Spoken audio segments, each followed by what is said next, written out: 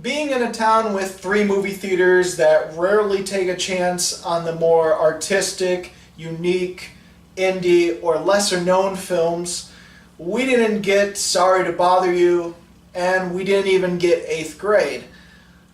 But we did get Skyscraper, and we did get Hotel Transylvania 3: The Summer Vacation, and now I get to talk about that one, because I saw that Thursday at 5 o'clock.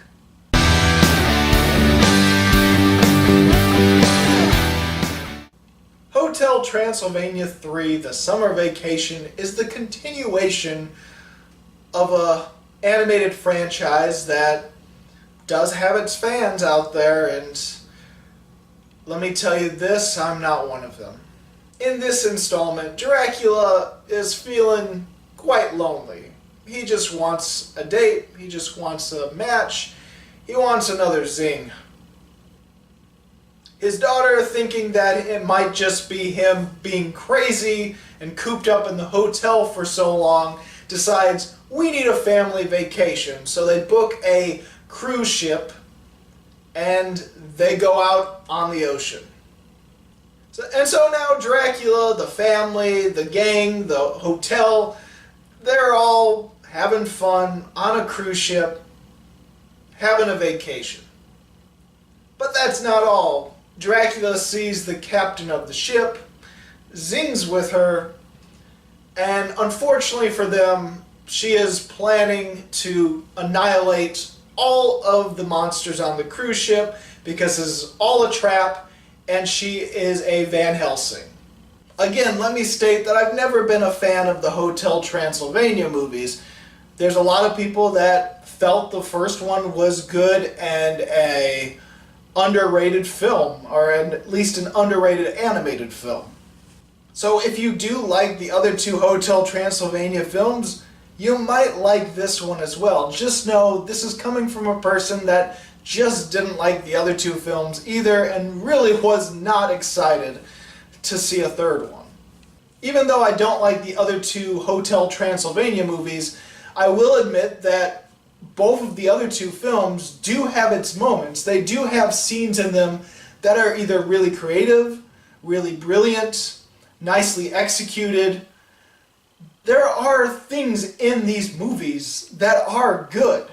Unfortunately, when it comes to those scenes, it feels like it's a whole different other movie that maybe if they were in better films and the film overall was better, then I would enjoy the movie, but that's not the case for the other ones, and it's certainly not the case for this one either. Because of course, ultimately, I did like a few things from this movie as well. And I will admit that there are 2 scenes in Hotel Transylvania 3: The Summer Vacation that I did enjoy. Granted, they weren't enough for me to actually laugh out loud. I didn't laugh out loud at any moment throughout the entirety of the film, but there was something charming about these 2 scenes. Unfortunately, one of the scenes was revealed in its entirety in the trailer. And so that definitely made sure that I wasn't going to laugh at the scene when I see the trailer in front of almost every family film or animated film this year that came out before Hotel Transylvania 3. The scene revealed in the trailer that I thought was executed well in the movie and actually pretty charming in the movie is when Drac is talking to Siri and Siri is misunderstanding him. This is a very cliche joke by now. We've had plenty of comedies make fun of how phones misinterpret you, but in this movie it was kind of charming. But again, every single joke in that scene is already revealed in the trailer, so you're not missing anything. Just see the trailer and you get that scene. The only ounce of real creativity, or at least smart creativity rather than loony, crazy, random stuff, is the second scene that I liked in this movie. Now, in order to get to the cruise ship, they have to go on a plane. A plane that will lead them to the Bermuda Triangle, and then they get in the Bermuda Triangle, and then they hop aboard the cruise ship. Anyway, the plane ride there is the scene that I liked, and it was the scene that I liked the most out of this film. So our characters are monsters, right? They have to fly to the Bermuda Triangle. Well, what kind of monsters are associated with planes and could pilot the plane that'll lead them to the Bermuda Triangle? Classic gremlins. And no, I'm not talking about the gremlins like Gizmo and the mutated gremlins that when they eat after midnight. I'm talking about the classic gremlins that crash planes. It's actually pretty brilliant that it's classic gremlins flying a plane, doing everything that flight attendants and pilots should not do on a plane, causing havoc and chaos, and that is pretty damn awesome. Granted, you can look at the separate jokes within that scene and say, oh, that's kind of cliched or done before, or it's very obvious jokes, but at that same time, maybe it's obvious because it's one of those ideas where it's like, huh, why hasn't anyone thought about that yet? Granted, someone probably has, and it's in another movie that I just don't know, but in Hotel Transylvania 3, it worked, and it was my favorite scene in the film. And just so you know, my favorite scene of the film happened before they even got on the cruise ship. So that's probably within the first 20, maybe even 15 or 10 minutes of the film. And the series scene was before the plane scene as well. So my two favorite scenes in the movie, the only two scenes I legitimately liked, were in the first third of the film before they even got on the cruise ship. So you can imagine how bored and emotionless and empty I felt watching this film. Let's see, what other things did I like about the film? The fish servants, and whoever voiced the fish has this really dry voice, and some of that dry humor worked in the film. Or at least it was charming. It didn't make me laugh, but I felt charmed by it. And for me, the animation is a mixed bag because I think there are things in the animation that are brilliant. And there are things in the animation that I despise. The lighting, the colors, the framework of the animation is all done extremely well. There are a lot of the darker scenes in the movie where the lighting changes to fit the mood and it's epic or it's got some grand scope or actually pretty terrifying. So the lighting, the mood, the framework, a lot of the animation is amazing. Or maybe not amazing, but really darn good. But again, the animation is a mixed bag because there are major elements of the animation that I just do not like. Those being the character designs have always been just sort of meh for me. Like, I've never really hated the character designs in these films, but I've never really liked them.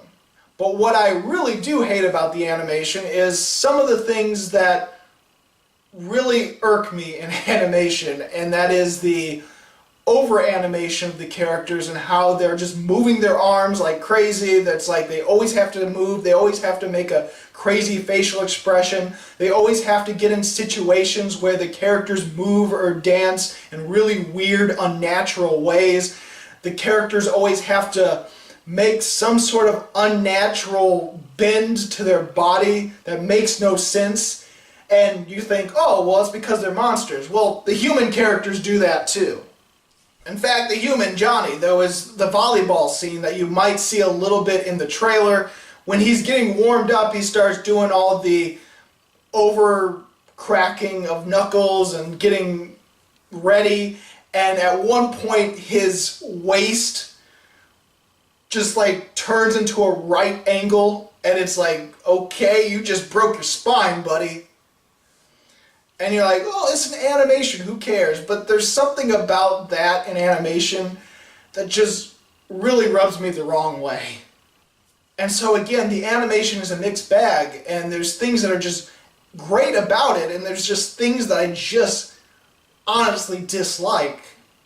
I will say that there are a few ideas within the movie that are charming and could work if done better, but a lot of the things that could have worked are just executed in such a haphazardly way or such a lazy way that it feels unfinished. Or at least the film feels more like it's trying to appease younger audience rather than actually tell a story or do something fun and interesting. Instead, it's like, let's do all these visual gags, keep the kids happy, keep the kids laughing, and then we'll be A-okay. But there's almost nothing for the adults that bring the kids to see this movie. So, it's about that time that we start to talk about the bad. I've already talked a little bit about it in the animation. So, what else is there to talk about with the bad? Well, compared to all the other two Hotel Transylvania movies, this one has to be the most generic. As far as movies about a huge ensemble cast going on a vacation, even though it's monsters doing it and they're trying to have some creativity to the activities that monsters would do and the sights they would see, there's just something lazy and generic and just bland about the whole thing. And it almost feels like there's very little passion or creativity when it comes to the entirety of the story and the development and the design and everything about the movie. Hell, even the sites that they go to on the trip feel generic and bland. They get picked up on the Bermuda Triangle because it's the ocean, it's monsters, we have to have the Bermuda Triangle in it. And their second stop is an underwater volcano, and their third stop is a deserted island, but it's not even a big deserted island. It's like the cartoony deserted islands that you can see the whole island by just looking at it. And then, of course, their final destination being the lost city of Atlantis.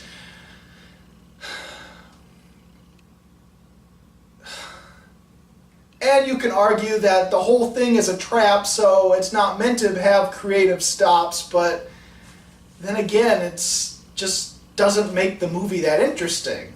Even the subplots of this film are generic, bland, and meaningless. It's one of those movies where there's an ensemble cast and you want all of them to be doing something. You want to give something for every one of the characters, and so that gives certain characters subplots that really go nowhere and don't really tie into the main story all that well. One of the subplots that I kept forgetting was even in the movie is the kids, the Dennis, is it Dennis? Yes, Dennis, the kid, Johnny and Mavis. It just goes to show you how much I care about the films when I don't even know a lot of the characters' names or care to remember the characters' names, because these other two movies were just so bland and just meaningless, and this one probably even more so. But anyway, the kid Dennis and his werewolf pal, they're trying to sneak their giant puppy into the cruise ship, and the cruise ship has a no pets allowed policy. And yeah, the big puppy that we got for the Hotel Transylvania short puppy that was in front of the Emoji Movie, yeah, that puppy's back in here because that's canon, and so they gotta hide the puppy and they gotta put the puppy in an overcoat or trench coat and make it pretend that it's their Uncle Bob. And it's funny because the subplot goes nowhere and it just keeps getting cut away from that constantly. I forgot there was even a giant dog on the cruise ship. I kept forgetting that was even a thing in this movie. The other subplot is the werewolf family, you know, with all the crazy pups that are just a cloud of smoke and teeth. yeah, that was a running visual gag throughout the movies, and it's still in this one.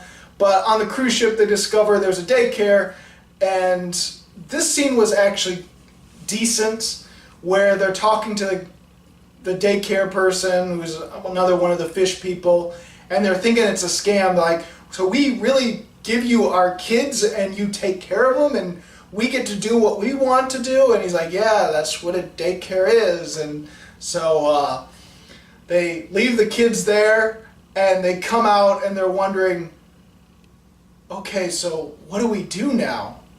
Whatever we want to do. And that part of the scene was annoying to me because it just, they were like in this trance and it was just so generically executed that I didn't like that part of the scene, but the rest of the scene was okay. And so it's a subplot of them actually having fun, and again, it leads nowhere, and I forgot that they got tranquilized, shoved into a closet, and forgotten about until the very end of the movie where they're asking, well, where were you? Oh, we were tranquilized in a closet. And they just... that happened. In fact, there's a few moments where these subplots could interweave with the story, and maybe our characters could start discovering that this is all a trap, but the movie is meant to have that big reveal at the end, so they can't have people discover anything, and so the subplots become completely meaningless. Not only are the subplots generic, bland, rushed, and unfinished, the overall story itself feels that way too. It's got all the plot points of a complete story, but it's so rushed and lazily written and haphazard that it feels like you're rushing by those plot points to the point where it's like, all right, just get to the next one, get to the next one. Oh, funny gag, funny gag, funny gag, funny gag. Get to the next, funny gag, funny gag. And it's just, ugh. It ultimately feels like the whole experience is just empty and just soulless. Or at least that's what it felt like to me when I was watching this film, because it felt like there's so many neat opportunities, and they just take the laziest, most generic option for each of the possible creative things and the possible creative dramatic things that could have happened in the movie. Instead, everything is rushed and all the characters explain everything. That's another thing that I hated. The dialogue. Maybe it wasn't as bad as I thought it was, but there's a lot of scenes where our characters explain everything to you, where they explain to other characters so that the audience understands and doesn't have to watch it visually and just have the characters explain the motivations and what's happening and everything to the people, because we can't have the kids confused, even though there is some other animated films out there that are all visual and very little dialogue, and your kid can still understand. We don't do that here in America, though. In America, we can't have kids' films that are too violent or have heavy themes. We can't have that kind of stuff. Otherwise, they're too scary and unsafe for young children audience. Kids can handle a lot more than you think, I feel.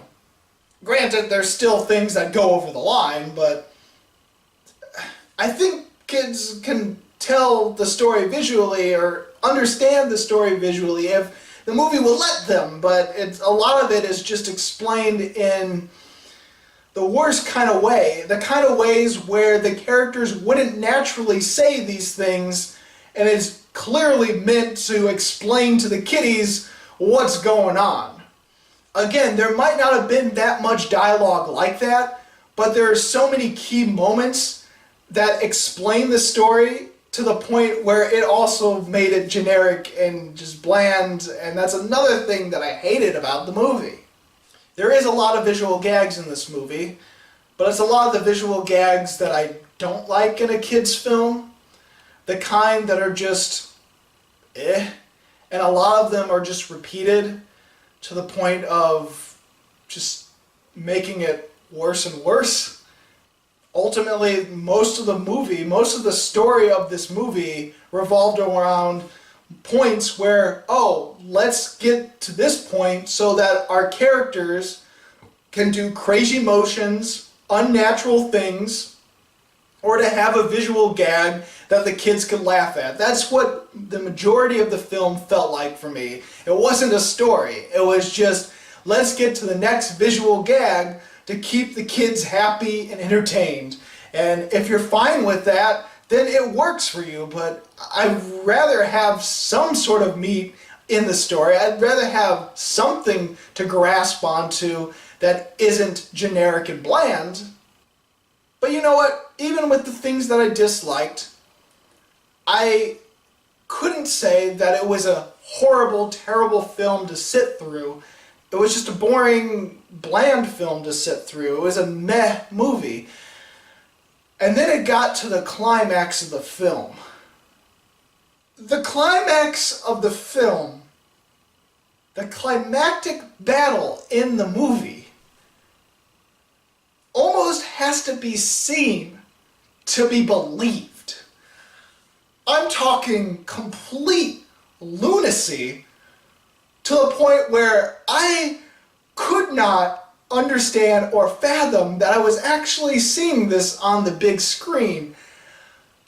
After the movie ended, I was questioning in my head whether what I saw was a hallucination or if it really was on the big screen. Now, I'm not talking about something that's inappropriate for kids. I'm not talking about some controversy. I'm just talking about random, completely ludicrous things that are in the climax of the film. And normally, when it comes to reviews, I talk about spoilers after I give my rating. But I feel that I really can't spoil Hotel Transylvania 3. If you're watching this review, most likely you're in one or two groups of people. Either you never liked the other films and you just want someone to rant about it, and so you're not going to care if someone spoils it. Or you're a fan of the Hotel Transylvania films, you want to see it, and when I spoil it or talk about the climactic ending, most likely that group will say, wow, that sounds pretty epic and awesome. I have to see it right now. I really don't think I'm going to be spoiling it for people. But if you're really worried about spoilers, I'll put a timestamp below which goes directly to my rating, and then you can hear my rating and then see the movie and then come back to hear the craziness, but you probably would have already seen it. So here we go. So it turns out in this movie, the villainous captain isn't the only Van Helsing.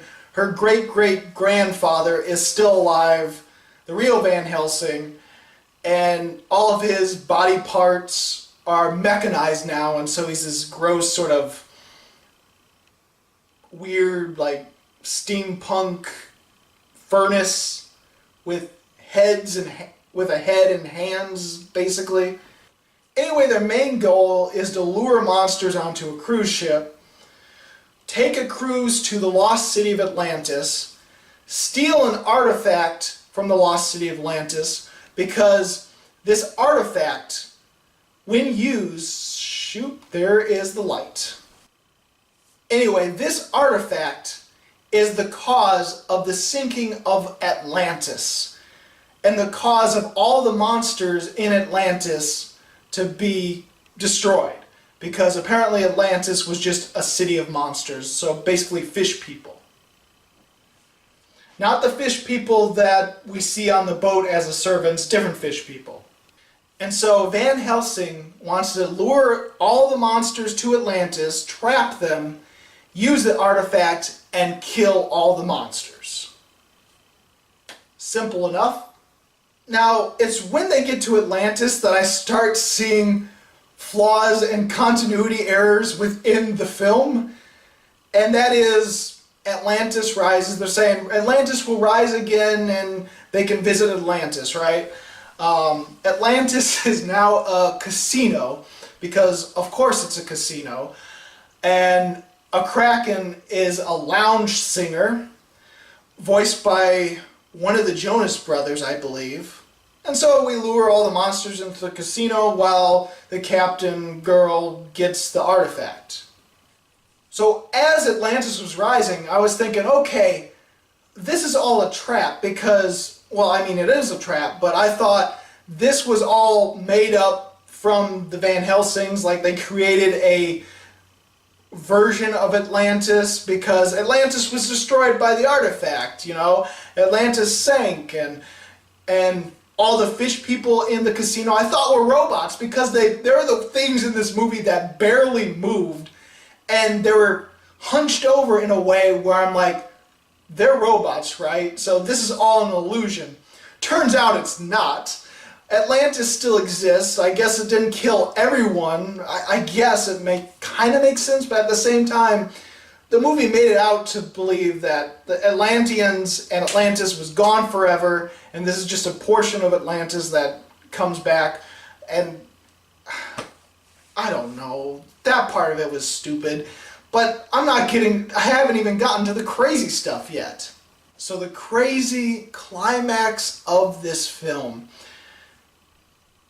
Van Helsing gets into a DJ box, or DJ stand, or whatever you want to call it, because I don't know the terminology. This is because he lured all the monsters to a rave where he can seclude them and kill them all once he uses the artifact. So he opens the artifact, inside's a parchment, he unrolls the parchment, and it's musical notes. Well, good thing that he's in a DJ box because he starts playing the music on the electric piano or whatever you want it, whatever it is. I don't know this kind of stuff.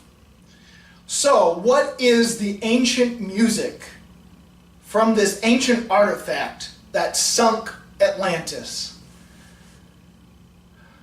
Dubstep. It's dubstep. Not making this crap up. So now we have Van Helsing playing dubstep at this rave party, which controls the lounge singing Kraken into a raging fit, which now somehow, and this again is a little crazy, because somehow, without changing the notes of the song and without speaking his commands, he's able to make the Kraken do exactly what he wants without any form of communication. So that's another little flaw, but who cares? It's a kid's movie, right? So he controls the Kraken with dubstep, and of course, how do you defeat this? Having a DJ battle, of course. Now, dubstep is evil. It's making the Kraken evil, so they have to bring out good vibes. And so, what music do they play for their DJ battle? Good Vibrations, of course, by the Beach Boys. But dubstep overpowers that. So they got to use another music. They use Don't Worry, Be Happy.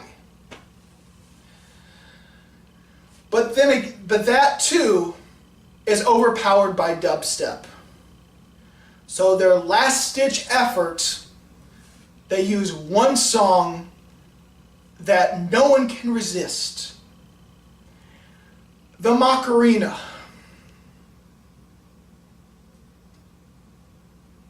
So let me spell this all out for you. Let me say one long sentence that try to put all this together in one sentence and just listen to what I have to say. The climax of Hotel Transylvania 3, The Summer Vacation, is Van Helsing playing dubstep in order to control a lounge-singing kraken to destroy all the monsters. And our heroes have to form a DJ battle against Van Helsing and his evil dubstep, and they use the Macarena to overpower evil dubstep and save the day. That is the climax of this film. I can't even believe that I said that sentence. I can't even believe I saw it on screen. I felt like I was losing my mind watching this and thinking, well, it's creative, I'll give them that, but it's ludicrous. So in the end, I think kids will be happy. People that like the other two films will probably be happy with this one too. Granted, they might not like it as much, but they might still like it. So it will have its fans, it will have people liking this movie, but for me, Hotel Transylvania 3 is just not for me. And I'm going to give it 2 stars. Despite its crazy, lunatic climax, it's still a meh movie, in my opinion. So, have you seen Hotel Transylvania 3, The Summer Vacation? What do you think about it? Go ahead and comment below. And if you like this video and you want to see more, please subscribe and check out my movie reviews of previous years, of this year, my countdowns. Hopefully I have a middle of the year countdown soon because we're in July now. 6 months have already passed this year. And hopefully I will have a best and worst countdown of the year so far pretty soon. Maybe I'll film it right after I do this review. As always, this is Bruce Gifford, and this was Just My Opinion.